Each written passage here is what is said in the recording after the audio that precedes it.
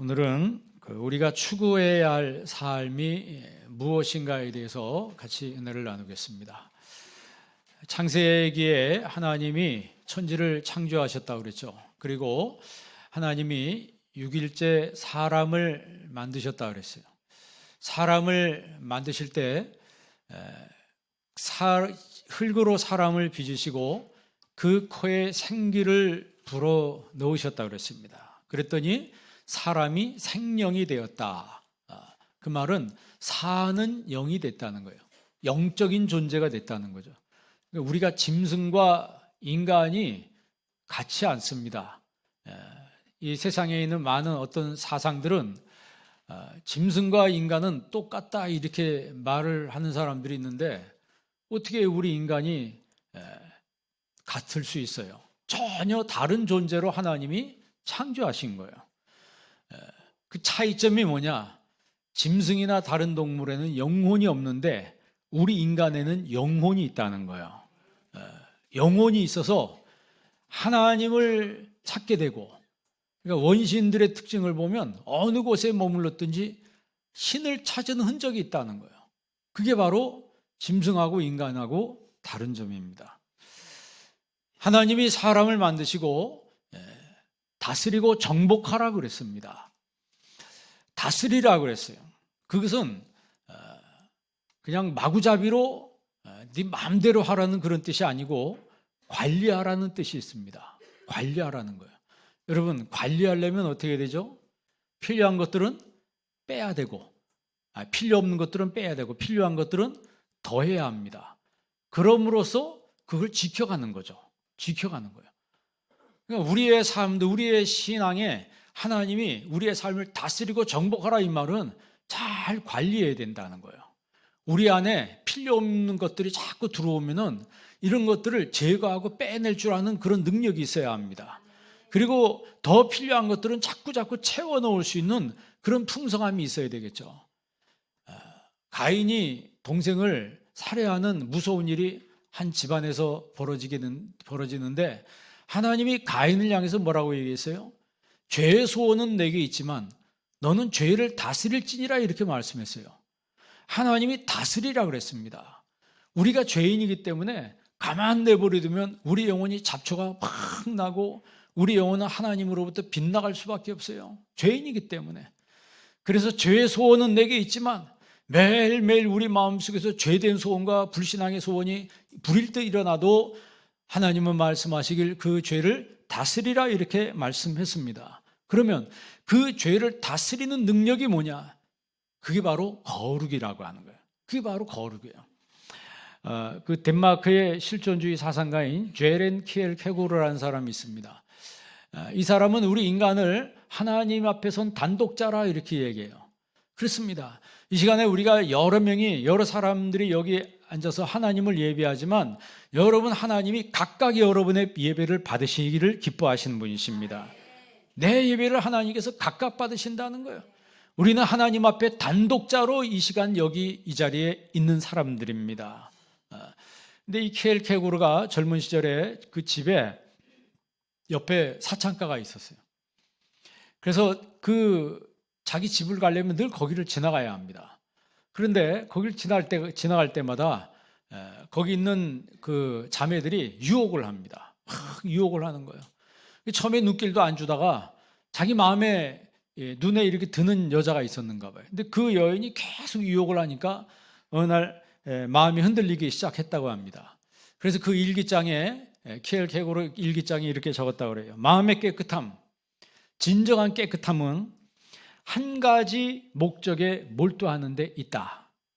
하나님께 속한 거룩한 목적에 몰두할 때 나는 점점 깨끗해져 가는 것을 내가 느꼈다 그랬어요. 무슨 얘기냐면 우리 마음속에 거룩한 목적이 분명하게 서 있다면 주변에 그 어떤 것들이 나를 잡아 흔들어도 내 신앙이 흔들리지 않는다는 거죠. 다시 말하면 내 신앙이 더럽혀지지 않는다는 거예요.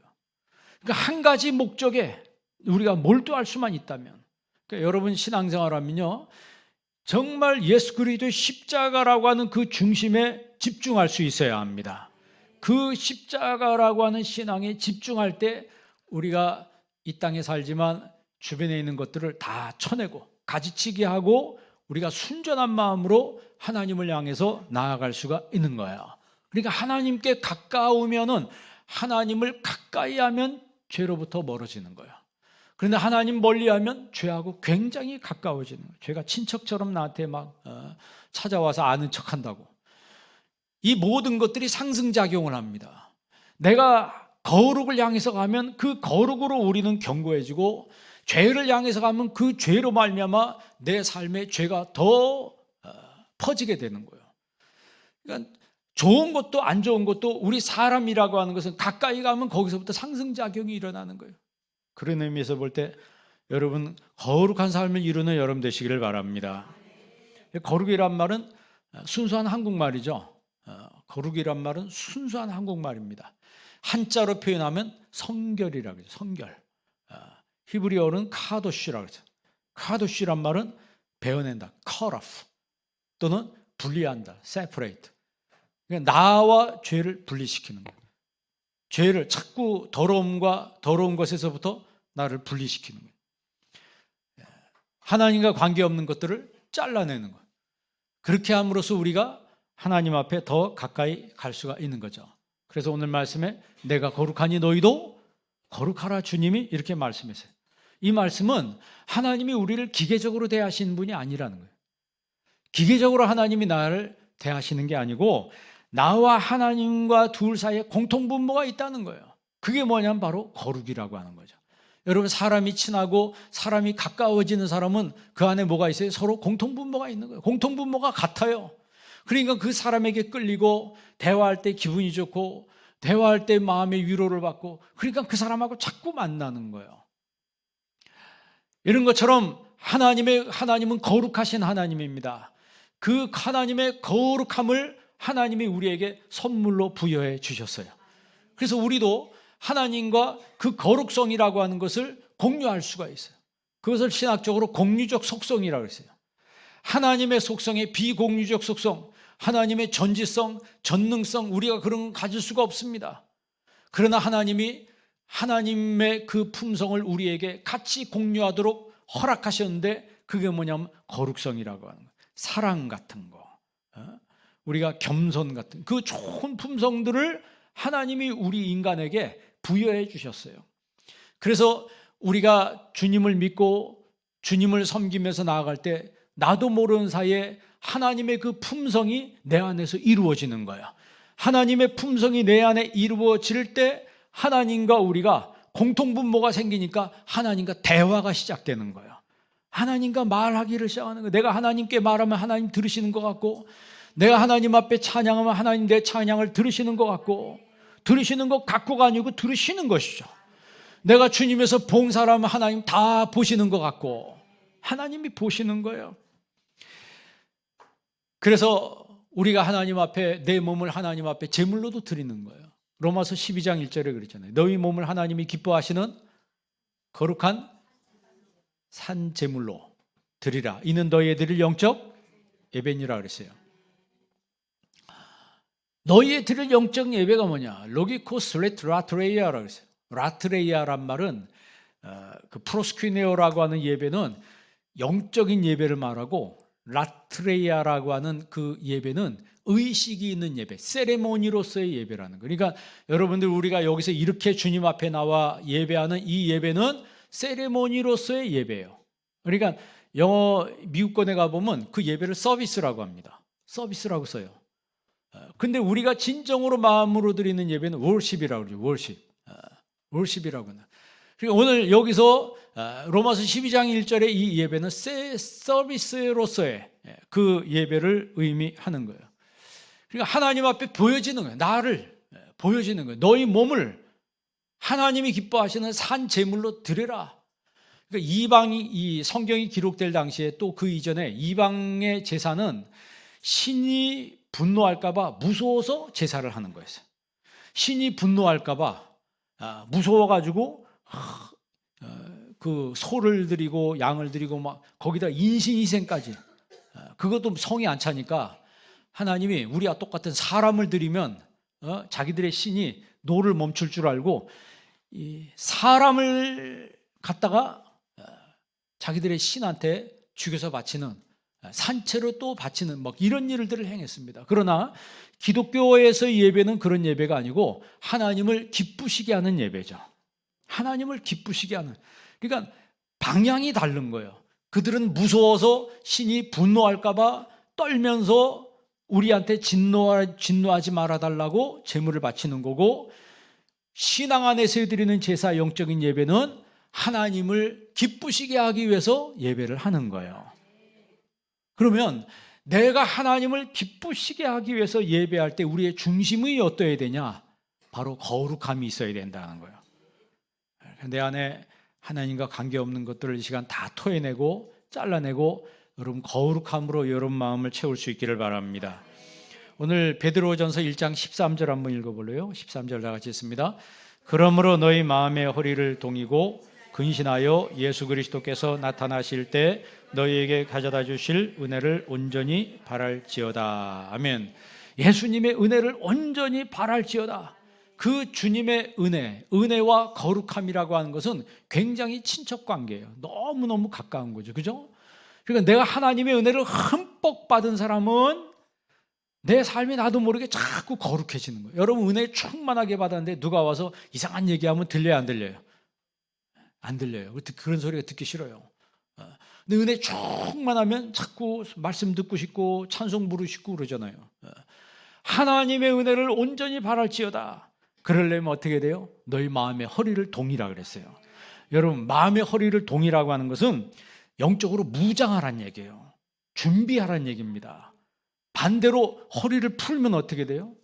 허리를 풀면 아무것도 할 수 없어요. 앞으로 나아가는 것도 힘들어요. 그래서 거룩이라고 하는 것은, 거룩한 삶이라고 하는 것은 죄로부터 멀어지고 하나님의 의에 가까워지는 거예요. 한번 따라합시다. 거룩은 죄에서 멀어지고 하나님의 의에 가까워지는 거다. 그러니까 소극적으로 표현하면 죄에서부터 떨어져, 죄에서부터 내가 멀어지는 거예요. 그리고 적극적으로 말하면 예수님을 닮아가는 거예요. 의라고 하는 것은 하나님과 올바른 관계라고 했죠.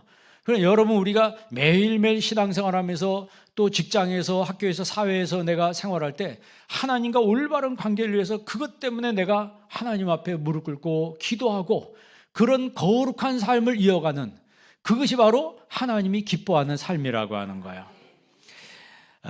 베드로전서 5장에 한번 볼래요? 같은 책 5장 5절 한번 읽어봅시다.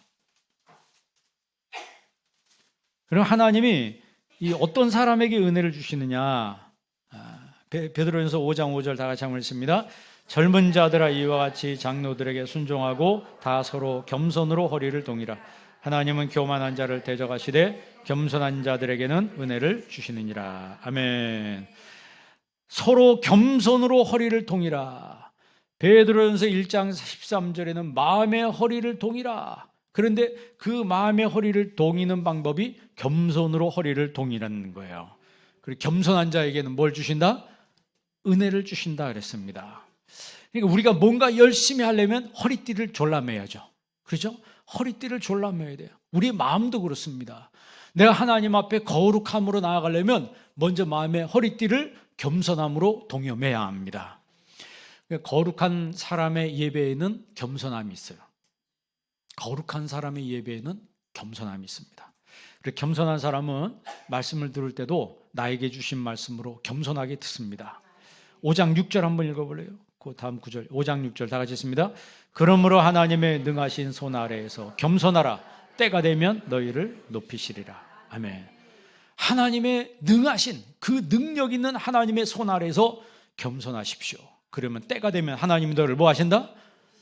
내가 나를 높이려고, 내가 나를 돋보이려고 자꾸 용을 쓰고 막 힘을 쓰고 그러면요 더 낮아집니다.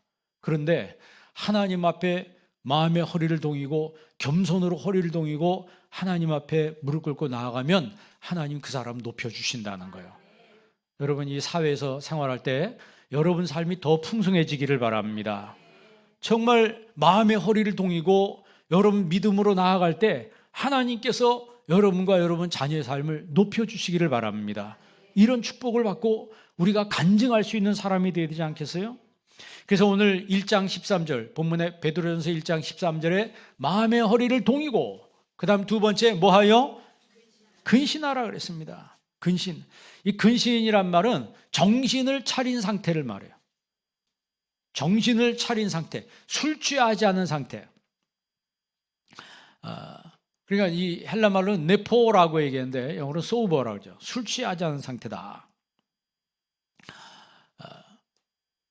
내가 어떤 상황에 닥쳤는데 그 상황이 나한테 뭔가 자꾸 푸시해서 내가 거기 밀려 들어가서, 그러니까 술이 나한테 막 밀려 들어온다. 그러면 그걸 내가 거절하는 거죠. 거절한다는 거예요. 내 자신이 하나님 앞에 취하지 않은 상태로, 정신 차린 상태로, 속지 않은 상태로 내가 꿋꿋하게 서 있는 그 상태가 바로 근신하는 상태예요.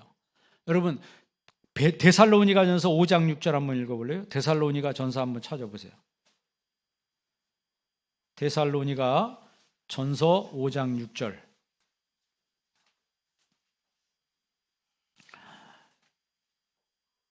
데살로니가전서 5장 6절 다 같이 한번 읽습니다. 그러므로 우리는 다른 이들과 같이 자지 말고 오직 깨어 정신을 차릴지라. 아멘. 오직 깨어 정신을 차릴지라. 이 정신 차린다는 말이 지금 베드로전서 1장 13절에 근신하여, 헬라 말이 똑같아요. 네포. 베드로전서 1장 13절도 네포, 근신한다, 정신 차린다가 지금 데살로니가전서 5장 6절 정신 차릴지라 똑같이 네포란 말입니다. 그냥 거룩해지는 것이 아니고 뭔가 우리가 해야 된다는 거죠. 정신줄 놓고 있지 말고 정신 바싹 차려야 된다는 거예요. 5장 8절도 한번 읽어볼래요? 5장 8절 다 같이 읽습니다. 우리는 낮에 속하였으니 정신을 차리고 믿음과 사랑에 호심경을 붙이고 구원의 소망에 투구를 쓰자. 여기도 정신을 차리고가 네포, 근신한다는 얘기예요. 근신한다는 얘기예요. 내 sobriety라고 해서 취하지 않는다. 이 세상에 있지만 내가 그 세상에 취하지 않는다는 거죠. 우리는 여러분 세속도시에 사는 사람들이에요. 하나님이 나를 거룩하게 세우셨어요. 그러면 이 거룩함 가지고 어디에 들어가야 돼요? 세속도시에 들어가야 돼요. 세큘러시티에 가서 우리가 하나님의 선한 영향력을 미치는 게 하나님이 기뻐하시는 거죠. 그런데 여기서는 교회에서는 거룩함을 이야기하는데 세속도시에 나가서 그 세속함에 내가 물들어 버리면, 그 세속함의 영향을 내가 받으면 내 신앙이 그때부터 무너지고 망가지는 거예요. 훼손되지는 거예요. 그게 바로 영적 전쟁입니다. 그러니까 세상은 어떻게든지 내 신앙을 망가뜨리고 깨뜨리고 부수고 파쇄시키기 위해서 나에게 온다 그랬어요. 그래서 요한복음 10장 10절에 온다 그랬죠. 뭐가 와요? 도둑이 온다 그랬어요. 누구도 와요? 예수님도 온다 그랬어요. 아니, 도둑도 오고 예수님도 오고, 그런데 목적이 다르다 그랬어요. 도둑은 왜 온다고요? 도둑질한다. 그 다음에 죽인다. 그 다음엔 멸망시킨다. 이게 뭐 하는 거예요 도대체? 완전히 디스트로이, 파괴시킨다는 거예요, 나를. 우리 가정을, 우리의 자녀를 그렇게 하기 위해서 사탄이 온다는 거예요. 그러면 막아야 돼요, 안 막아야 돼요? 막을 힘이 없으면 피해야 된다고. 그런데 정신 차리지 않으면, 분별을 못하면 사탄이 와도 근데 사탄이 흉측하게 오는 게 아니고 어떻게 온다 그러세요? 양처럼 온다고, 천사처럼 온다고, 변장해서 오는 거예요. 변장해서 오는. 사탄이 여러분 에덴 동산에 올 때 누구로 변장했어요? 뱀으로 변장했어요. 그러니까 하와가 거기에 정신을 차리지 못한 겁니다. 그래서 너희가 마음의 허리를 동이고 근신하여 정신을 차리고 신앙 위에 분명하게 견고하게 서라는 거예요. 다시 말하면 거룩함에 견고하게 서 있으라고 하는 거죠. 그것이 바로 우리가 이 시대에 추구해야 될 삶이라고 하는 겁니다. 그러니까 거룩함이라고 하는 것이 내 속에서 죄와 투쟁을 하는 거예요. 내 속에서 죄와 투쟁을 하는 거예요.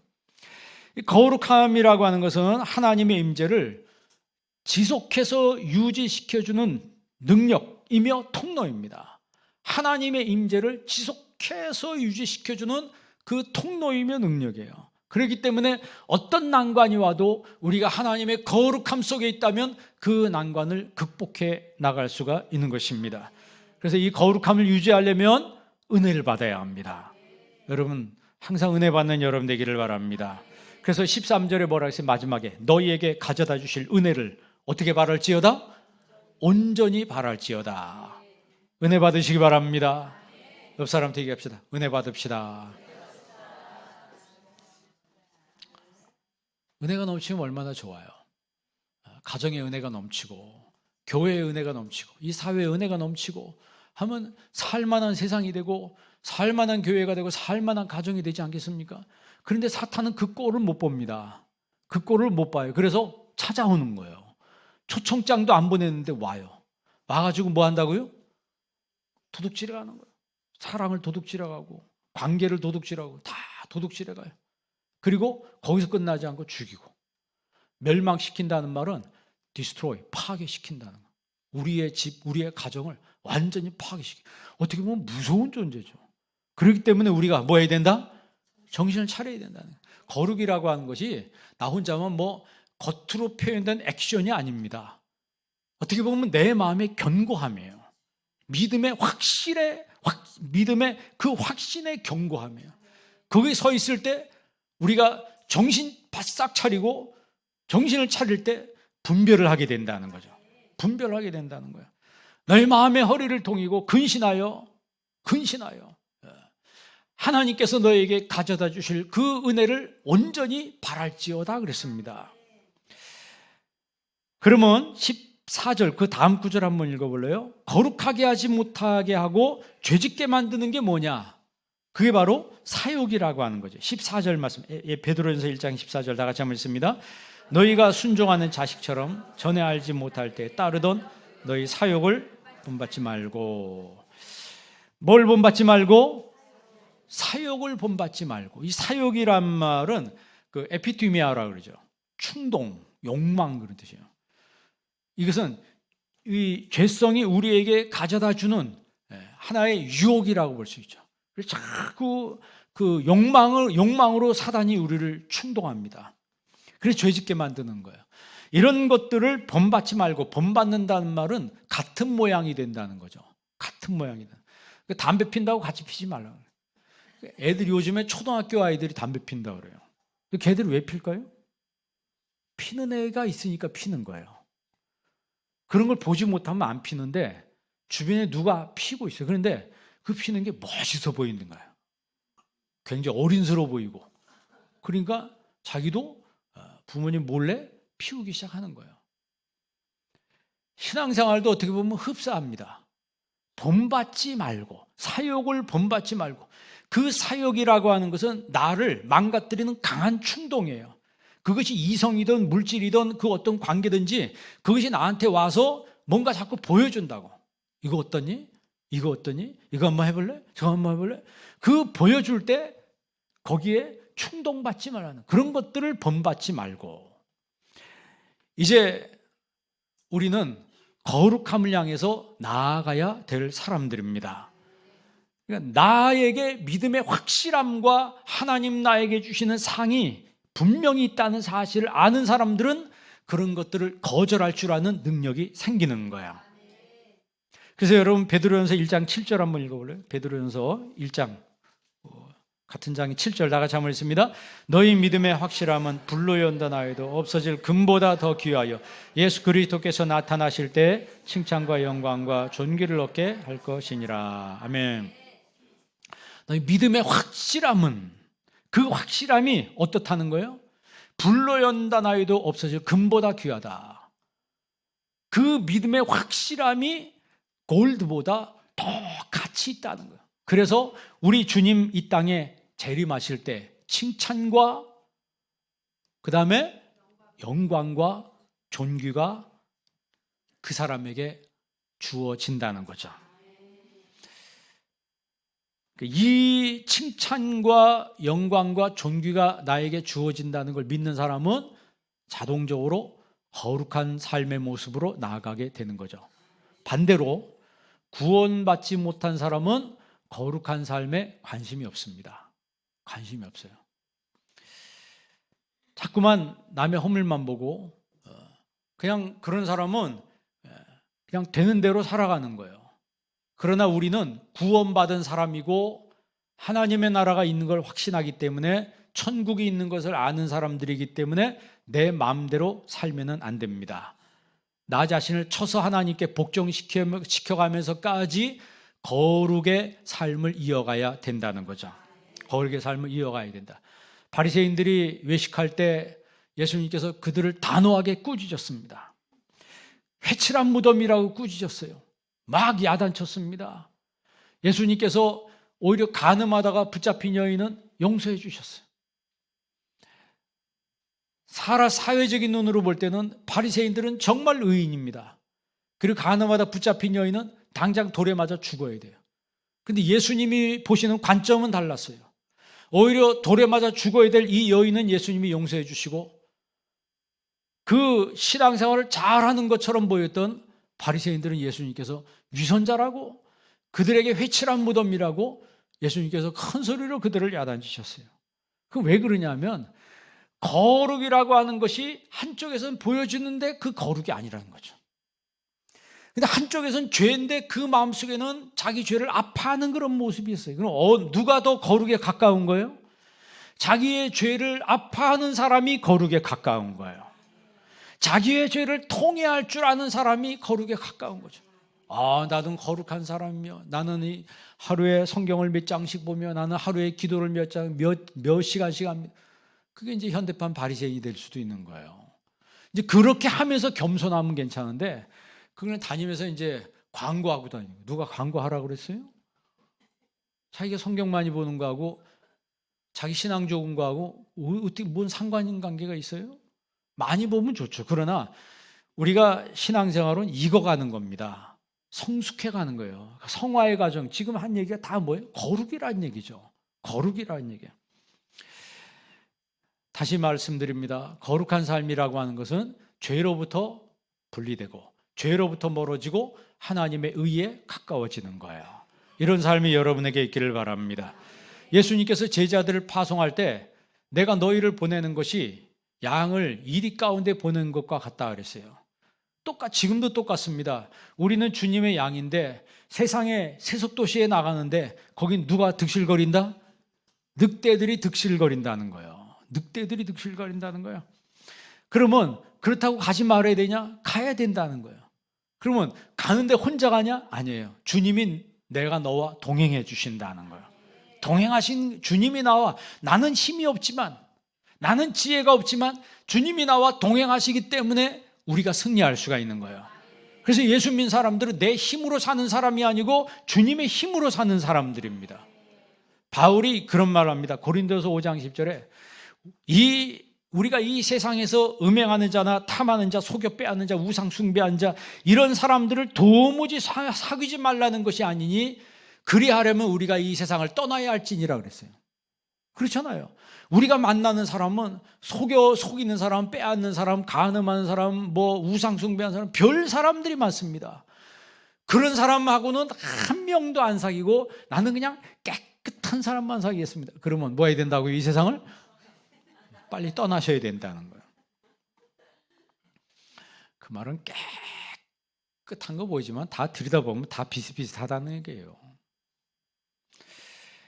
그러니까 우리가 여기서 이 거룩함을, 하나님께 예배를 드리면서 거룩함으로 무장해서 세속도시에 가서 그 세속도시를 변화시켜야 될 사명이 저와 여러분에게 있다는 거죠. 그리고 그 사명이 뭐예요?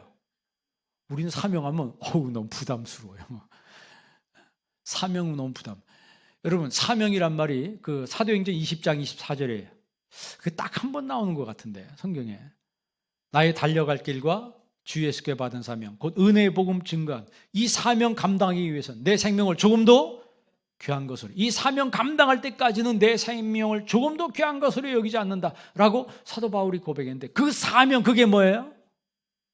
그게요, 원문 성경에 보면요, 디아코니아로 나와 있어요. 디아코니아가 뭐예요? 봉사예요, 봉사. 디아코노스는 집사고 봉사예요. 그러니까 이게 우리가 사명 감당하는 게 거대하게 거창하게 그런 게 아니고, 여러분 내 삶의 현장에서 작은 일부터 봉사하며 섬기는 게 그게 바로 하나님이 기뻐하시는 사명이라는 거예요. 가정에서부터, 내가 있는 직장에서 그 작은 것에서부터 내가 먼저 솔선수범하면서 봉사하는 거예요. 그러면 여러분 거기서부터 전도가 되기 시작하는 거예요. 거기서부터 전도의 문이 열리는 거예요. 그래서 예수 믿는 사람들은 친절해야 합니다. 친절해야 되고 정말 순결한 마음으로 사람들한테 말할 때도 정말 좋은 말을 많이 해줘야 돼요. 내 자신이 이렇게 죄로부터 멀어지고 하나님께로 자꾸 가까이 하는 하나님의 의에 가까워지는 삶을 살 때 그게 바로 축복이라고 하는 거죠. 그러니까 거룩이 축복이에요. 따릅니다. 거룩이 축복입니다. 이 축복의 개념을 자꾸 물질로 생각하고 땅으로 생각하고 하니까 그러니까 신앙생활하면서 재미가 없는 거예요. 나는 교회 다니는데 돈이 별로 없는데 저 사람은 교회도 안 다니는데 왜 저렇게 많이 갔냐? 돈이 왜 저렇게 많냐? 그러니까 저 사람 잘 되니까 배가 아파. 뭐 그런 말 있잖아요. 배고픈 건 참을 수 있는데 배 아픈 건 못 참는다. 거룩이라고 하는 여러분 그게 축복이 아니고 내가 정말 주님 앞에 거룩한 삶, 마음의 허리를 동이고 정말 근신하며 내 자신을 쳐서 하나님 앞에 복종시키며 내가 거룩한 삶을 이루는 것, 그게 바로 축복이라는 거예요. 그래서 거룩이라고 하는 것은 forgotten blessing이라고 해요. 잊혀진 축복이라고 하는 거예요. 사람들이 까맣게 잊어버리고 있는 거예요. 오늘부터 여러분 삶에 하나님 주시는 거룩한 은혜가 있기를 바랍니다. 어느 목사님이 병 들어가지고 병원에 입원해 있다가 돌아가셨어요. 그분을 이제 영안실로 데리고 와서 이제 마지막 그 순서를 체크하고 이제 그 냉동실 있잖아요. 왜 거기 집어넣으려고 하는데 깨어났어요. 죽었다 깨어났다니까. 이 목사님이 자기가 죽었다 사는데 하나님 왜 날 살려줬을까? 분명히 자기가 다 죽었다 그러니까 자기가 죽은 것도 알고 근데 자기가 살아났어요. 왜 살았을까? 하나님 왜 살려줬을까? 근데 자기가 병원에 오래 계속 병 때문에 알았으니까 주변에 누가 보이기 시작하는 거예요? 아픈 사람이 보이기 시작하는 거예요. 그래서 그 병원에 원목이 돼가지고 그 병 아픈 사람들 가서 계속 위로를 해주는 거예요. 위로를 해주는 거예요. 뭐 아프면 입에서 무슨 소리가 나온다고요? 아프면 입에서 그 신경질 같은 소리가 많이 나와요. 아픈 소리. 그러면 그 사람들한테 가서 위로를 해준다고. 막 사람이 그 입원해서 뭐 수술 앞두고 있으면 죽을지도 모른다는 공포와 두려움이 있으면요. 그 목사님이 그런데요. 나는 죽었다가 살아났다고. 영안실 앞에 가서 깨어났다고. 그러니까 당신도 하나님이 함께 하시면 안 죽을 거라고 걱정하지 말라고. 자꾸 위로를 해주는 거예요. 예를 들어서 그렇다는 거예요. 그러니까 우리 거룩함이라고 하는 것은 상황을 자꾸 안 좋게 만드는 게 아니고 안 좋은 상황이라도 자꾸 좋게 만들어주는 거죠. 거룩이라고 하는 것은 거룩한 내가 어떤 그 생명이나 그 공동체나 이런 거를 살리는 사람이 된다는 거예요. 살리는. 그러니까 거기에 선교의 목적이 있는 거죠. 우리가 뭐 선교지 먼 나라에 가서 선교하는 것만 그것만 선교가 아닙니다. 내 삶의 현장에서 작은 것에서부터 봉사하며 정말 힘들어하는 사람을 격려하고 그들을 붙잡아주는 게 이게 바로 하나님의 선교라고 하는 거죠. 여기에 사명이 있고 여기에 하나님의 경륜이 있다고 하는 것을 우리가 알 때 신앙생활을 기쁨으로 할 수가 있는 겁니다. 여러분 거룩은 율법을 지키는 로봇 같은 행동이 아닙니다. 로봇 같은 행동이 아니고 내 하나님의 말씀에 그 하나님의 진리에 순종함으로 내가 자꾸 깨끗해지는 걸 느끼는 거예요. 하나님 앞에 가까이 가면 내 죄가 떨어져 나가고 내가 깨끗해지는 걸 느껴요. 그래요, 안 그래요? 안 그래요? 하나님 앞에 내가 가까이 가면 갈수록 내 속에 있는 정말 음습한 것들, 추한 것들, 더러운 것들이 자꾸 떨어져 나가요. 그래서 우리는 자꾸 주님 앞에 와야 되는 거예요. 자꾸 와야 돼요. 내 영혼이 깨끗해지고 내 영혼이 투명해지고 순결해지는 게 내가 보기에도 느껴져요. 그런데 하나님 멀리하면 나도 모르게 자꾸 죄가 와서 여기저기 달라붙어가지고 나를 힘들게 합니다. 덕지덕지 죄로 달라붙어가지고 은혜도 못 받게 만들고 말씀도 귀에 안 들어오고 아무것도 하기 싫고. 여러분 그렇게 나 자신을 방치해 놓으면 그게 바로 내가 죽는 거예요. 내가 망가지는 거예요. 그럼 말씀이 안 들린다고. 여러분, 예수님께서 마태복음 7장에 뭐라 그러세요? 7장 6절에 거룩한 것을 개에게 주지 말며 너희 진주를 돼지 앞에 던지지 말라 그랬어요. 거룩한 게 뭐예요? 복음이에요. 하나님 말씀이라고. 그러면 너희 거룩한 것을 개라 그랬어요. 개가 누구예요? 그 당시 2000년 전의 해석 방법으로 보면 이방인을 유대인들은 개라고 생각했어요. 하나님의 백성이 아닌 사람들을 유대인들은 개라고 봤습니다. 그래서 수르버니게 여인이 예수님 찾아와가지고 주여 내 딸이 흉악하게 귀신 들렸습니다. 고쳐주세요. 그랬더니 예수님께서 자녀의 떡을 취하여 개에게 던지는 것이 마땅하지 않다. 그 말은 그 연보로 너는 누구란 얘기예요? 너는 개라고 그래요. 여러분 그 소리 들으면 어떻게 할 것 같아요? 기분 팍 상해서 뭐 여기밖에 없나? 뭐 이러면 딴 데로 휘딱 가버려요. 그런데 그 여인은 그렇게 말하지 않았습니다. 옳습니다 그랬어요. 옳습니다. 그러나 개들도 제 주인의 상에서 떨어지는 부스러기를 먹지 않습니까? 그 말은 살려달라는 얘기예요. 아니 살려달라는데 내가 개가 되면 어떻고 돼지가 되면 어떻겠어요? 그랬더니 예수님께서 뭐라 그러세요? 여자여 내 믿음이 tremendous faith, tremendous faith, 엄청난 메갈레피스티스, 엄청난 큰 믿음이로다. 내 소원대로 될지어다라고 했더니 그 여인의 딸이 순식간에 낫다 그랬어요. 거룩한 것을 개에게 주지 말며 너희 진주를 돼지 앞에 던지지 말라고 했어요. 진주가 뭐예요? 그게 바로 복음입니다. 그러니까 그 마태복음에서 말하는 거룩한 것과 진주의 의미는 하나님 말씀 복음이에요. 그러면 거기 개하고 돼지는 뭘 의미해요? 반응하는 사람이에요. 그 듣는 사람의 그 태도를 말하는 반응자란 얘기예요. 무슨 얘기입니까? 우리 마음속에 개와 돼지 같은 그 불신앙을 이제는 쫓아내야 된다는 거예요. 그걸 잘라내고 거룩함으로 나아갈 수 있어야 된다는 거예요. 2000년 전에 여러분 그 이방 종교의 도덕은요 타락의 교리입니다. 기본 교리 자체가 타락이에요. 교리 자체가 타락을 조장하는 거라니까요. 그래서 다이아나 신전이죠. 다이아나라고 잘 알잖아요. 그 다이아나 신전에 거기에 창기가 3,000명이에요. 3,000명. 남자들이 시간만 나면 밥만 먹으면 어디로 가요?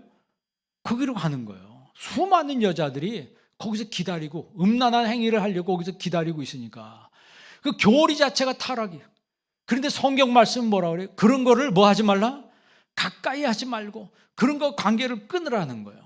그러면 육신적으로는 그런 것들이 자꾸 나를 끌어당겨요. 그러면 나는 가고 싶은데 육신으로는 그러나 내 안에 내 영은 뭐 하지 말라고 그래요? 가지 말라고 그러는 거예요. 둘이 치열하게 싸우는 거예요.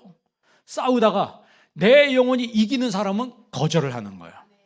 그러나 영혼이 지는 사람은 그리로 끌려가는 거예요. 하지 말아야 되는데 하지 말아야 되면서 한다고. 그 엉뚱한 장소에 가서 주기도면 아무리 해도 소용이 없습니다. 그 자리를 뭐 해야 돼요? 벗어나야 돼요. 거기를 피해야 된다고. 그 죄의 자리에 앉아가지고 하늘에 계신 우리 아버지. 그 소용이 없는 거예요. 요셉이 여러분 그 미세스 보디발이 확 붙잡고 있는데 의복을 벗어놓고 도망갔다 그랬어요. 왜 의복을 벗어나요? 자기가 벗었어요? 하도 붙잡고 늘어지니까 그냥 있으면 여기 이 자리를 피할 수 없으니까 그 여자가 붙잡고 있는 그 의복을 벗어던지고 도망갔어요. 나중에 억울한 일 당해서 감옥 들어가잖아요. 그런 걸 두려워하지 않았어요. 쉽게 말하면 그렇게 그 자리를 피하는 게 바로 카도시, 거룩이라고 하는 거예요. 잘라내는 거예요. 잘라내는 관계없는 것들을 버리는 거예요. 퓨리탄들이 세례문답을 할 때 당신은 예수님 믿습니까? 예. 그러면 믿기 전하고 믿은 후하고 어떻게 달라졌습니까? 믿은 후에는 죄를 향해서 달려가는 나이였는데 믿기 전에는 죄를 향해서 달려가는 나이였는데 마치 다이아나 신전을 향해서 달려가는 그 사람처럼 그런 사람이었는데 믿은 후에는 죄로부터 도망치는 나를 발견하게 됐습니다. 죄로부터 도망치는 나인 것을 발견하게 됐습니다. 그래서 그리스도인이 됐다고 하는 것은 죄와의 싸움이 시작됐다고 하는 거예요. 거룩함이라고 하는 것은 죄와의 싸움이 시작된 것을 의미합니다. 처음에 말씀드린 것처럼 죄의 소원은 내게 있으나 너는 죄를 다스릴지니라고 말씀했어요. 이런 능력이 여러분에게 있기를 바랍니다. 그러니까 영적 전쟁의 핵심이 뭐예요? 그게 바로 거룩이라고 하는 거예요. 거룩한 성전이 우리 안에서부터 시작되는 거예요. 그러나 이 거룩함이라고 하는 것은 잊혀진 축복이다. 진짜 축복이 뭐냐? 거룩함이라고 하는 거예요. 여러분, 우리가 추구해야 될 이 마지막 때의 삶이 뭐예요? 거룩한 삶이라고 하는 거예요. 이 거룩한 삶이 여러분에게 이루어지길 주의 이름으로 축원합니다.